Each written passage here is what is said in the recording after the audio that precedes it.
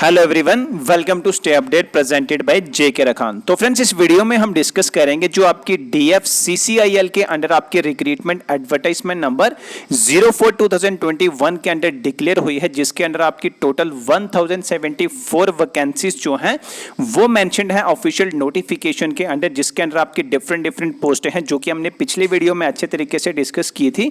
तो जिन कैंडिडेट्स ने डिफरेंट अपनी एजुकेशन कर रखी है, अपनी डिग्री, डिप्लोमा या फिर ITI कर रखी है, वो सभी कैंडिडेट इस रिक्रूटमेंट के अंडर अप्लाई कर सकते हैं। तो फ्रेंड्स, इस वीडियो में हम कंप्लीट डिटेल्ड में डिस्कस करेंगे कि जो आपकी ये जो पोस्टें रहेंगी आपकी जूनियर मैनेजर की, एग्जीक्यूटिव की और जूनियर एग्जीक्यूटिव की, इसके अंडर आपका एजुकेशन का क्राइटेरिया डिटेल्ड में क्या रहेगा, कौन सी डेट तक आपकी डिग्री कंप्लीट हो जानी चाहिए, आपकी कम से कम कितनी परसेंटेज होनी चाहिए आपके एजुकेशन में, आपकी डिग्री में, आपके डिप्लोमे में, वो हम इस वीडियो में अच्छे तरीके से डिस्कस करेंगे। और साथ में आपकी एज कितनी होनी चाहिए इस अंडर फॉर्म को अप्लाई करने के लिए, और जो स्टूडेंट्स रिजर्व्ड कैटेगरी से बिलोंग करते हैं उनको एज का रिलैक्सेशन का क्राइटेरिया कितना रहेगा, यानी कि मैक्सिमम एज उनके लिए कुछ और रहेगी, और जो स्टूडेंट्स अनरिजर्व्ड हैं उनके लिए जो अपर एज लिमिट का क्राइटेरिया है उनके लिए कुछ और रहेगा।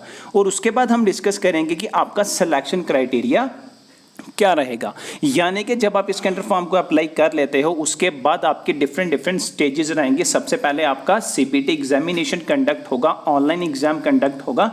उसके बाद आपका कुछ पोस्ट के लिए फर्दर एक आपकी स्टेज रहेगी और कुछ के लिए आपके डायरेक्टली डॉक्यूमेंट वेरिफिकेशन कंडक्ट होगी। तो डिटेल्ड में आपका क्या क्राइटेरिया रहेगा इन सभी पोस्टों के लिए, वो हम इस वीडियो में डिटेल्ड में डिस्कस करेंगे। और जिन कैंडिडेट्स ने भी सिंपल ग्रेजुएशन, ITI, डिप्लोमा या फिर डिग्री अपनी मैकेनिकल सिविल में कर रखी है, उन कैंडिडेट्स के लिए बहुत ही अच्छी अपॉर्चुनिटी ये रहेगी। तो सबसे पहले फ्रेंड्स, आप यहाँ पे देख सकते हैं ये जो आपकी रिक्रूटमेंट है ये आपकी dedicated frighten corridor corporation of India limited, ये आपकी एक PSU है, पब्लिक सेक्टर अंडरटेकिंग, जो कि आपकी government of India, ministry of railway के अंडर आती है। तो इसके अंदर आप यहाँ पे देख सकते हैं ऑनलाइन फॉर्म का लिंक इसका ऑफिशियल वेबसाइट पे एक्टिवेट हो चुका है, और यहाँ पे आप देख सकते हैं 23 मई 2021 तक इसके अंदर ऑनलाइन फॉर्म को अप्लाई करने की लास्ट डेट फ्रेंड्स रहेगी। और टेंटेटिवली आपका जून 2021 में आपका CPT एग्जामिनेशन, यानी कि आपका जो ऑनलाइन एग्जाम कंप्यूटर पे कंडक्ट होगा वो आपका जून के महीने तक कंडक्ट हो सकता है, अगर सिचुएशन ऐसे एज इट इज रहती है। अगर सिचुएशन ठीक रहती है तो आपका एग्जामिनेशन जून महीने 2021 में कंडक्ट हो सकता है। उसके बाद फ्रेंड्स, यहाँ पे मैं आपको ब्रॉडली बता देता हूँ, टोटल आपकी यहाँ पे 3 पोस्ट रहेंगी, जूनियर मैनेजर की, एग्जीक्यूटिव की और जूनियर एग्जीक्यूटिव की। जूनियर मैनेजर के अंडर जिन कैंडिडेट्स ने अपनी डिग्री कर रखी है सिविल मैकेनिकल, या फिर डिग्री करने के बाद उन्होंने MBA भी कर रखी है, वो कैंडिडेट्स के अंदर अप्लाई कर सकते हैं। एग्जीक्यूटिव के अंदर जिन कैंडिडेट्स ने अपना डिप्लोमा इंजीनियरिंग में डिफरेंट ब्रांचेस में कर रखा है वो अप्लाई कर सकते हैं एग्जीक्यूटिव वाली पोस्ट के अंदर। और जूनियर एग्जीक्यूटिव के अंदर जिन कैंडिडेट्स ने अपनी ITI डिफरेंट ट्रेड्स में या फिर ITI किसी भी ट्रेड में या फिर ग्रेजुएशन, सिंपल ग्रेजुएशन कर रखी है, वो सभी कैंडिडेट जूनियर एग्जीक्यूटिव के अंडर फॉर्म को अप्लाई कर सकते हैं। तो सबसे पहले आप यहाँ पे देख सकते हैं जूनियर मैनेजर सिविल, यानी कि जिन कैंडिडेट्स ने अपनी बैचलर डिग्री सिविल इंजीनियरिंग में कर रखी है और साथ में आपकी डिग्री में कम से कम 60% मार्क्स आपकी ओवरऑल डिग्री में होने चाहिए, तो ही आप इसके अंडर फॉर्म को अप्लाई कर सकते हैं। Total vacancies junior manager civil के अंडर आपकी 31 रहेंगी, और ये जो आगे स्टार यहाँ पे लगाया गया है, यानी कि ये आपकी जो वैकेंसीज हैं ये आपकी डिस्ट्रीब्यूटेड रहेंगी डिफरेंट ब्रांचेस वाइज। तो यहाँ पे आप देख सकते हैं ब्रांचेस, यानी कि आपकी कैटेगरी रहेगी। तो कैटेगरी आप यहाँ पे देख सकते हैं, अनरिजर्व्ड के अंडर कितनी रहेगी, SC के अंदर कितनी रहेगी, ST के अंदर कितनी रहेगी, और other backward class non creamy layer के अंदर कितनी रहेगी, और इकोनॉमिकली वीकर सेक्शन के अंडर हर पोस्ट के अंडर आपकी डिस्ट्रीब्यूशन डिफरेंट कैटेगरी वाइज रहेगी। सेकंड आपका यहाँ पे आ जाता है जूनियर मैनेजर ऑपरेशंस। तो इसमें आप देख सकते हैं टोटल 77 वैकेंसीज रहेंगी, और इसमें जिन कैंडिडेट्स ने अपनी डिग्री कंप्लीट की है और उसके बाद उन्होंने 2 साल का जो आपकी MBA है या फिर पोस्ट ग्रेजुएशन डिप्लोमा आपका जो बिजनेस मैनेजमेंट में रहता है, किसमें, मार्केटिंग में, बिजनेस ऑपरेशन या फिर कस्टमर रिलेशन या फिर फाइनेंस में कर रखा है, तो मैनेजर ऑपरेशंस के अंडर फॉर्म को अप्लाई कर सकते हैं। इसमें भी आपकी जो परसेंटेज है 60% मार्क्स आपके MBA डिग्री में फ्रेंड्स होने चाहिए। उसके बाद आपका जूनियर मैनेजर यहाँ पे थर्ड यहाँ पे ब्रांच रहेगी मैकेनिकल के अंडर। तो जिन कैंडिडेट्स ने बैचलर डिग्री मैकेनिकल, इलेक्ट्रिकल या फिर ऑटोमोबाइल के अंडर या फिर जो ये सारी ब्रांचेस यहाँ पे मेंशन्ड है इलेक्ट्रॉनिक्स एंड कम्युनिकेशन इंजीनियरिंग में कर रखी है, तो वो सभी कैंडिडेट्स के अंडर फॉर्म को अप्लाई कर सकते हैं। 60% मार्क्स आपके यहाँ पे होने चाहिए इसके अंडर फॉर्म को अप्लाई करने के लिए। और यहाँ पे वैकेंसीज देख सकते हैं सिर्फ और सिर्फ अनरिजर्व्ड के अंडर ही यहाँ पे 3 वैकेंसीज रहेंगी। और अगली कॉलम में यहाँ पे जो 13 लिखा है ये आपकी वैकेंसीज नहीं है, ये आपका पोस्ट कोड रहेगा। और यहाँ पे आप सैलरी पैकेज भी देख सकते हैं जो आपका जूनियर मैनेजर के लिए रहेगा 50,000 से लेके 1,60,000 तक यहाँ पे रहेगा जूनियर मैनेजर डिफरेंट ब्रांचेस के अंडर सिविल, मैकेनिकल और ऑपरेशंस के लिए। उसके बाद एग्जीक्यूटिव, तो एग्जीक्यूटिव में पे स्केल आपका 30,000 रुपीज से लेके 1,20,000 रुपीज तक रहेगा। तो यहाँ पे आप देख सकते हैं एग्जीक्यूटिव सिविल के अंडर यहाँ पे आपकी 73 वैकेंसीज रहेंगी। आपका डिप्लोमा सिविल इंजीनियरिंग में होना चाहिए और 60% मार्क्स आपके डिप्लोमे में होने चाहिए। और वैकेंसीज आप यहाँ पे डिस्ट्रीब्यूटेड डिफरेंट कैटेगरी वाइज देख सकते हैं। उसके बाद एग्जीक्यूटिव इलेक्ट्रिकल, जिन कैंडिडेट्स ने डिप्लोमा अपना 3 साल जो आपका इंजीनियरिंग डिप्लोमा रहता है अगर वो आपने इलेक्ट्रिकल में कर रखा है और 60% मार्क्स आपने ले रखे हैं अपने डिप्लोमा में, तो आप यहाँ पे इस सेक्शन के अंडर फॉर्म को अप्लाई कर सकते हैं। Similarly executive signal and telecommunication और उसके बाद एग्जीक्यूटिव ऑपरेशंस के अंडर आप यहाँ पे देख सकते हैं एग्जीक्यूटिव सिग्नल एंड टेलीकम्युनिकेशन में आपका डिप्लोमा 3 साल का जो है इलेक्ट्रिकल, इलेक्ट्रॉनिक्स या फिर जो यहाँ पे सारी कंप्यूटर साइंस इंजीनियरिंग में भी अगर आपने डिप्लोमा कर रखा है तो आप इसके अंडर फॉर्म को अप्लाई कर सकते हैं एग्जीक्यूटिव सिग्नल एंड टेलीकम्युनिकेशन के अंडर। इसमें आपकी टोटल वैकेंसी जो है वो 87 रहेंगी। उसके बाद एग्जीक्यूटिव ऑपरेशंस, इसमें सिर्फ और सिर्फ आपकी ग्रेजुएशन पास होनी चाहिए और ओवरऑल ग्रेजुएशन में आपके 60% मार्क्स से कम नहीं होने चाहिए, यानी कि ओवरऑल ग्रेजुएशन में आपकी 60% होनी चाहिए। और सबसे ज्यादा वैकेंसीज आप यहाँ पे देख सकते हैं 237 वैकेंसीज एग्जीक्यूटिव ऑपरेशंस के अंडर रहेंगी। उसके बाद एग्जीक्यूटिव मैकेनिकल, तो इसमें आपका डिप्लोमा मैकेनिकल में होना चाहिए और आपकी सेम 60% डिप्लोमे में आपने लिए होने चाहिए। उसके बाद जूनियर एग्जीक्यूटिव इलेक्ट्रिकल में आप यहाँ पे देख सकते हैं आपका यहाँ पे ये जो जूनियर एग्जीक्यूटिव है फ्रेंड्स इसमें आपकी ITI होनी चाहिए जो कि आपकी मैट्रिकुलेशन के बाद होती है। तो मैट्रिकुलेशन आपकी कम से कम 60% के साथ पास होनी चाहिए और साथ में आपने कम से कम 2 साल का अपना जो ITI डिप्लोमा है वो इलेक्ट्रिकल, इलेक्ट्रीशियन या फिर वायरमैन या फिर इलेक्ट्रॉनिक्स में किया होना चाहिए किसी अप्रूव्ड SCVT या फिर NC वोकेशनल ट्रेनिंग जो आपका इंस्टीट्यूट रहता है वहां से। तो अगर आप जूनियर एग्जीक्यूटिव इलेक्ट्रिकल के अंदर अप्लाई करते हैं तो आपका ITI का डिप्लोमा इलेक्ट्रिकल या फिर इन सभी ब्रांचेस में होना चाहिए और उसमें आपकी 60% होनी चाहिए। सिमिलरली आपका junior executive signal and telecommunication, इसमें आपका ITI का डिप्लोमा जो है वो यहाँ पे आप देख सकते हैं electronics and communication, information technology या फिर जो यहाँ पे डिफरेंट ट्रेड मेंशन्ड है इसमें अगर आपने ITI का डिप्लोमा कर रखा है और 60% आपकी डिप्लोमे में भी और प्लस आपके मैट्रिकुलेशन में भी होनी चाहिए इसके अंडर फॉर्म को अप्लाई करने के लिए। और वैकेंसीज आप यहाँ पे देख सकते हैं काफी ज्यादा वैकेंसीज सिग्नल एंड टेलीकम्युनिकेशन के अंडर रहेंगी 147। जूनियर एग्जीक्यूटिव ऑपरेशंस, इसमें आप देख सकते हैं सिंपल आपकी ग्रेजुएशन प्लस आपका ITI का डिप्लोमा किसी भी ब्रांच में अगर आपने कर रखा है तो आप यहां पे इसके अंडर फॉर्म को अप्लाई कर सकते हैं जूनियर एग्जीक्यूटिव ऑपरेशंस के अंडर।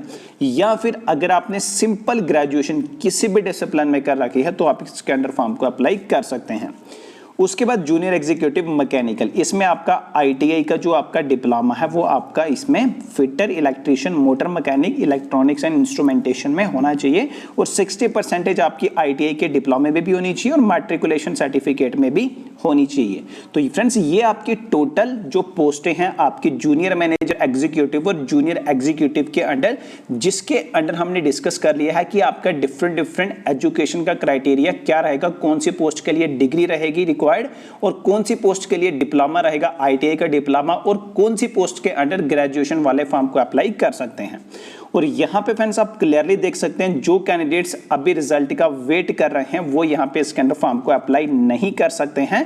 जिन कैंडिडेट्स का रिजल्ट डिक्लेयर हो चुका है वही कैंडिडेट स्टैंडर्ड फॉर्म को अप्लाई करेंगे, क्योंकि ऑब्वियस है कि आपकी यहाँ पे टोटल परसेंटेज मांगी है डिग्री में। तो अगर आपका रिजल्ट ही नहीं निकला है तो आपको कैसे पता चलेगा कि आपकी डिग्री में यानी कि आपकी क्वालिफिकेशन में ओवरऑल इतनी परसेंटेज है। तो यहाँ पे आप देख सकते हैं कि आपका यहाँ पे जो अब वेटिंग रिजल्ट्स वाले कैंडिडेट्स हैं जो वेट करें वो यहाँ पे अप्लाई नहीं कर सकते हैं। और मैं आपको यहाँ पे बता दूं कि आपका जो एजुकेशन का क्राइटेरिया है यानी कि कौन सी डेट तक आपकी एजुकेशन क्वालिफिकेशन कंप्लीट हो जानी चाहिए, वो यहाँ पे आप देख सकते हैं 23 मई 2021 यानी कि जिस दिन तक इसकी लास्ट डेट है उस दिन तक आपकी यहाँ पे जो एजुकेशन क्वालिफिकेशन है वो कंप्लीट हो जानी चाहिए, तो ही आप इसके अंडर फॉर्म को अप्लाई कर पाओगे। अब हम यहाँ पे डिस्कस कर लेते हैं आपका एज का क्राइटेरिया क्या रहेगा। तो यहाँ पे फ्रेंड्स आप देख सकते हैं ये जो आपका एज का क्राइटेरिया रहेगा ये आपका काउंट किया जाएगा 1 जनवरी 2021 यानी कि 1 जनवरी 2021 तक आपकी जो एज है वो आपकी काउंट होगी। जूनियर मैनेजर के अंडर जो आपका सिविल मैकेनिकल और ऑपरेशंस के अंडर अगर आप जूनियर मैनेजर के अंडर फॉर्म को अप्लाई कर रहे हैं तो आपकी मिनिमम एज 18 साल होनी चाहिए और मैक्सिमम 27 ईयर से अबव नहीं होनी चाहिए। और जो स्टूडेंट रिजर्व्ड कैटेगरी से बिलोंग करते हैं उनको रिलैक्सेशन रहेगा यानी कि अगर उनकी एज 27 से बियॉन्ड है यानी कि 27 से ऊपर है वो कैंडिडेट भी इसके अंडर फॉर्म को अप्लाई कर सकते हैं, लेकिन उनकी कैटेगरी होनी चाहिए। कौन कौन सी कैटेगरी रहेगी वो हम नीचे डिस्कस करेंगे। एग्जीक्यूटिव 18 से लेके 30 तक, जूनियर एग्जीक्यूटिव भी 18 से लेके 30 तक। तो यहाँ पे आप देख सकते हैं जो स्टूडेंट्स SC ST से बिलोंग करते हैं उनको यहाँ पे 5 साल तक का अपर एज लिमिट के लिए रिलैक्सेशन रहेगा। फॉर एग्जांपल अगर आपके एग्जीक्यूटिव के लिए अपर एज लिमिट 30 इयर्स है तो जो स्टूडेंट्स SC ST से बिलोंग करते हैं उन कैंडिडेट्स को अपर एज लिमिट के लिए 5 साल तक का रिलैक्सेशन रहेगा यानी कि वो कैंडिडेट्स जो हैं 35 इयर्स तक एग्जीक्यूटिव के अंडर फॉर्म को अप्लाई कर सकते हैं। और जो स्टूडेंट्स OBC वाले नॉन क्रीमी लेयर वाले हैं वो यहाँ पे अपर एज लिमिट के लिए 3 साल तक की उनको रिलैक्सेशन रहेगी यानी कि वो कैंडिडेट 33 इयर्स तक इसके अंडर फॉर्म को अप्लाई कर सकते हैं। और जो स्टूडेंट्स दिव्यांग कैंडिडेट है, पर्सन विद डिसेबिलिटी है, उन कैंडिडेट्स को यहाँ पे रिलैक्सेशन रहेगा अपर एज लिमिट का 10 इयर्स का। अगर वो कैंडिडेट दिव्यांग कैंडिडेट भी है और SC ST कैंडिडेट भी है तो उनका 10+5 यानी कि 15 साल तक का अपर एज लिमिट का रिलैक्सेशन रहेगा। और जो कैंडिडेट्स दिव्यांग भी हैं और OBC भी हैं उनको यहाँ पे 10+3 यानी कि 13 साल का जो है अपर एज लिमिट के लिए फ्रेंड्स रिलैक्सेशन रहेगा। और जो स्टूडेंट्स यहाँ पे रेगुलर एम्प्लॉय रहेंगे DFCCIL के यानी कि जो एप्लीकेंट इसके अंडर फॉर्म को अप्लाई करते हैं अगर वो रेगुलर एम्प्लॉय हैं DFCCIL के तो उनको यहाँ पे अपर एज लिमिट का रिलैक्सेशन रहेगा 8 साल तक का। तो फ्रेंड्स ये आपका एज का क्राइटेरिया रहेगा इसके रिक्रूटमेंट के अंडर फॉर्म को अप्लाई करने के लिए। और जो से दिव्यांग कैंडिडेट हैं या फिर किसी कैटेगरी से बिलोंग करते हैं उनको यहाँ पे अपर एज लिमिट के लिए क्या रिलैक्सेशन रहेगी यहाँ पे अच्छे तरीके से डिस्कस कर लिया है।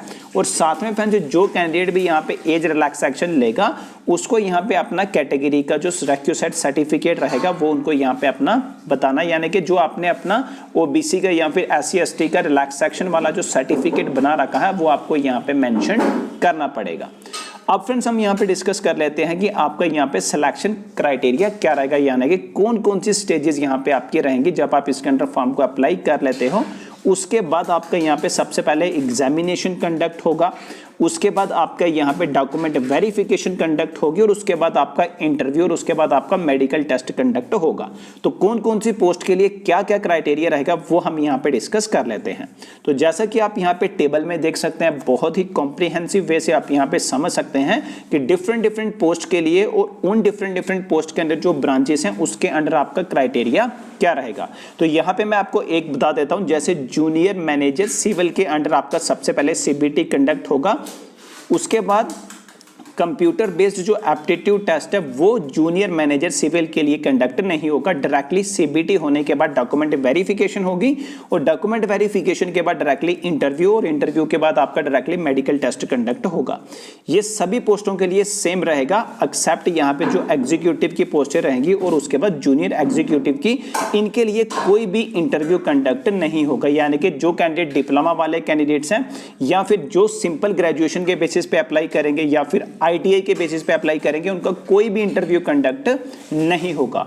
और यहाँ पे आप देख सकते हैं एग्जीक्यूटिव ऑपरेशन जो यहाँ पे है, ये वाले पोस्ट के लिए सिर्फ और सिर्फ computer based aptitude test conduct होगा, बाकी किसी के लिए भी नहीं होगा। तो यहाँ पे आप देख सकते हैं सिर्फ और सिर्फ अगर मैं आपको ओवरऑल बताऊं तो जूनियर मैनेजर के लिए आपका सबसे पहले एग्जामिनेशन कंडक्ट होगा और उसके बाद डायरेक्टली डॉक्यूमेंट वेरिफिकेशन, उसके बाद इंटरव्यू और लास्ट में आपका मेडिकल टेस्ट। और जो एग्जीक्यूटिव वाली पोस्ट है उसमें आपका डायरेक्टली CBT पेपर होगा, उसके बाद आपका इंटरव्यू नहीं कंडक्ट होगा, डायरेक्टली आपका मेडिकल टेस्ट कंडक्ट होगा। और उसके बाद आपका जूनियर एग्जीक्यूटिव है जिसके अंडर ITI वाले या फिर सिंपल ग्रेजुएशन वाले फॉर्म को अप्लाई करेंगे, उनका सिर्फ और सिर्फ एक पेपर होगा, डॉक्यूमेंट वेरिफिकेशन होगी और उसके बाद directly medical test friends conduct होगा। तो ये फ्रेंड्स आपका सिलेक्शन प्रोसेस रहेगा डिफरेंट पोस्ट के लिए। अब आपके एग्जामिनेशन में क्या रहेगा वो आप यहाँ पे देख सकते हैं। आपका एग्जामिनेशन 2 या फिर 3 सेशन या फिर इससे ज्यादा भी फ्रेंड्स कंडक्ट हो सकता है, डिपेंड करता है कि नंबर ऑफ एप्लीकेंट कितने अप्लाई करते हैं। 2 घंटे का आपका ये एग्जामिनेशन कंडक्ट होगा। टोटल आपका यहाँ पे ये जो एग्जामिनेशन रहेगा ये आपका objective multiple choice type question रहेंगे, यानी कि आपको स्टेटमेंट दी जाएगी, उसके बेसिस पे आपको ऑप्शंस दिए जाएंगे, उनमें से आपको अपना आंसर को सिलेक्ट करना है। ऐसे आपके टोटल 120 क्वेश्चन रहेंगे और इसमें फ्रेंड्स आपकी नेगेटिव मार्किंग भी रहेगी। कितनी नेगेटिव मार्किंग रहेगी वो आप यहाँ पे देख सकते हैं 0.25 यानी कि 1/4 आपकी नेगेटिव मार्किंग रहेगी। यानी कि अगर आप 4 क्वेश्चन गलत कर लेते हो तो अगर आपका कोई एक क्वेश्चन सही भी हो जाता है तो वो आपका नेगेटिव मार्किंग की वजह से डिटेक्ट हो जाएगा।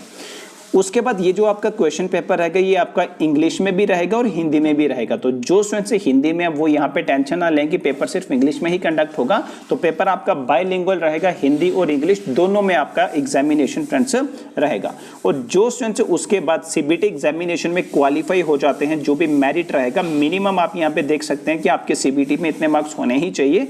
40% अनरिजर्व्ड के लिए, 30% SC के लिए या फिर OBC या फिर इकोनॉमिकली वीकर सेक्शन के लिए, 25% ST के लिए। तो ये फ्रेंड्स आपका क्राइटेरिया रहेगा CBT के लिए। जो स्टूडेंट्स CBT क्वालिफाई कर लेते हैं उसके बाद उन कैंडिडेट्स को फर्दर शॉर्टलिस्ट किया जाएगा। अगर वो एग्जीक्यूटिव के लिए अप्लाई करते हैं तो डायरेक्टली डॉक्यूमेंट वेरिफिकेशन, उसके बाद मेडिकल टेस्ट, और जो जूनियर मैनेजर के लिए अप्लाई करेंगे उनका CBT कंडक्ट होगा और उसके बाद उनका डॉक्यूमेंट वेरिफिकेशन, उसके बाद उनका डायरेक्टली इंटरव्यू और उसके बाद उनका मेडिकल टेस्ट। तो ये फ्रेंड्स आपका कंप्लीट रहेगा सिलेक्शन का क्राइटेरिया। और उसके बाद आपका एग्जामिनेशन किस बेसिस पर रहेगा, उसमें क्या क्या आपकी डिटेल्स रहेंगी वो हमने इस वीडियो में अच्छे तरीके से डिस्कस कर लिया है। और उसका जो सिलेबस है फ्रेंड्स वो यहाँ पे इसी ऑफिशियल नोटिफिकेशन में मेंशन है। अनेक्सर 3 के अंडर यहाँ पे मैं आपको दिखा देता हूँ कहाँ पे आपका वो मेंशन रहेगा सिलेबस, ताकि आपको यहाँ पे ढूंढने में कोई परेशानी ना हो। तो यहाँ पे आप ऑफिशियल नोटिफिकेशन में अनेक्सर 3 के अंडर आएंगे तो यहाँ पे आपको सिलेबस इसका दिख जाएगा। तो यहाँ पे फ्रेंड्स आप देख सकते हैं ये आपका अनेक्सर 3 रहेगा। यहाँ पे आप देख सकते हैं जो डिफरेंट पोस्टें हैं, जैसे जूनियर मैनेजर सिविल के लिए, जूनियर मैनेजर ऑपरेशन मैकेनिकल, सभी के लिए यहाँ पे डिटेल्ड जो सिलेबस है वो यहाँ पे मेंशन्ड किया गया है। जिस पोस्ट के अंडर भी आप अप्लाई करते हो उसके अंडर आप यहाँ पे डिटेल्ड में इसका सिलेबस चेक कर सकते हो। और यहाँ पे अभी से ही इसकी प्रेपरेशन शुरू कर दें। इसके ऑनलाइन फॉर्म फिल होना शुरू हो चुके हैं, जैसे कि मैं आपको पहले ही बता चुका हूँ। 23 मई 2021 को आपकी लास्ट डेट रहेगी इसके अंडर फॉर्म को अप्लाई करने के लिए। और इसके अंडर मैं आपको यह भी बता दूं कि यहाँ पे आपकी एप्लीकेशन फीस भी रहेगी इसके अंडर फॉर्म को अप्लाई करने के लिए। तो फीस कितनी रहेगी इसके अंडर फॉर्म को अप्लाई करने के लिए वो मैं आपको यहाँ पे लास्ट में बता देता हूँ कि डिफरेंट पोस्ट के लिए आपकी फीस कितनी रहेगी। और जो स्टूडेंट्स रिजर्व्ड कैटेगरी से बिलोंग करते हैं, SC ST और दिव्यांग कैंडिडेट्स, उनको यहाँ पे कोई भी फीस पे नहीं करनी है इसके अंडर फॉर्म को अप्लाई करने के लिए। सिर्फ और सिर्फ जो कैंडिडेट्स अनरिजर्व्ड हैं, OBC हैं या फिर इकोनॉमिकली वीकर सेक्शन है, उनको यहाँ पे फीस पे करनी है। जूनियर मैनेजर के लिए आपकी 1000 रुपीज फीस रहेगी, एग्जीक्यूटिव के लिए आपकी 900 रहेगी और जूनियर एग्जीक्यूटिव के लिए आपकी 700 रुपीज फीस फ्रेंड्स रहेगी। तो ये फ्रेंड्स आपका डिटेल्ड इन्फॉर्मेशन थी जो हमने इस वीडियो में अच्छे तरीके से डिस्कस किया। मैं उम्मीद करता हूँ कि आपकी सारी डाउट्स इस वीडियो में क्लियर हो गई होंगी। अगर आपकी फिर भी कोई डाउट रिमेनिंग बच जाती है तो आप डायरेक्टली फ्रेंड्स कमेंट सेक्शन के अंदर पूछ सकते हैं। नेक्स्ट वीडियो में हम डिस्कस करेंगे कि इसके अंदर आप ऑनलाइन फॉर्म को कैसे अप्लाई कर सकते हैं। Thank you friends.